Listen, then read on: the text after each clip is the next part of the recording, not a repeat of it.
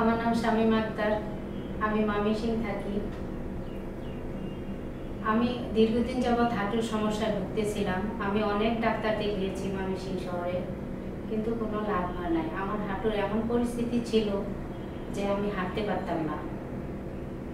আমার প্রায় দীর্ঘ 5-7 বছর আমি লাঠি পরতেই হাঁটতাম যখন আমার বেশি সমস্যা হয়ে যেত। আমি এমনকি দাঁড়িয়ে বেশিক্ষণ থাকতেও পারতাম না।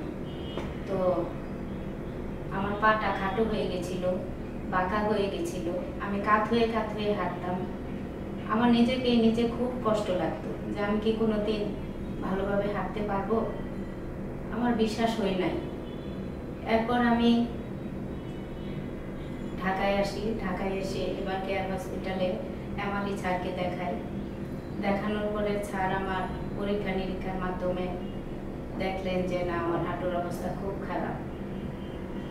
তারপর স্যার প্রথম অবস্থাতেই আমাকে অপারেশনের ডিসিশন দিয়ে দেয়।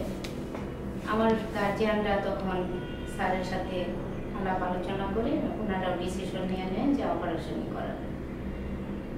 তো অপারেশন করানোর পরে 3 দিনের দিন স্যার আমাকে দাঁড়া করে হাঁটালেন এবং দেখলেন যে না, ভালো আছে। তো 10 দিনের দিনে আমি বেশ ভালোভাবে হাঁটতে পারতাম।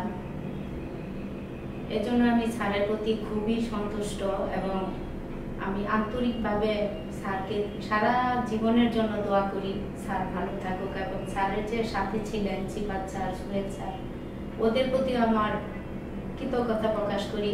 মানে আমি এটা বলে কেউ শেষ করতে পারবো না যে আমি এখন কত ভালো আছি। আমি যে হাঁটতে পারতেছি, আল্লাহর আমার অসীম শুকরিয়া। আমি কল্পনা করতে পারি না যে আমি কোনোদিন ভালোভাবে হাঁটতে পারবো। তো এই জন্য আমি স্যারকে অন্তর থেকে দোয়া করি এবং ধন্যবাদ জানাই। আমি এবার কেয়ার হসপিটালকেও ধন্যবাদ জানাই যে আমার এই সুচিকিৎসার জন্য। ধন্যবাদ। আসসালামু আলাইকুম।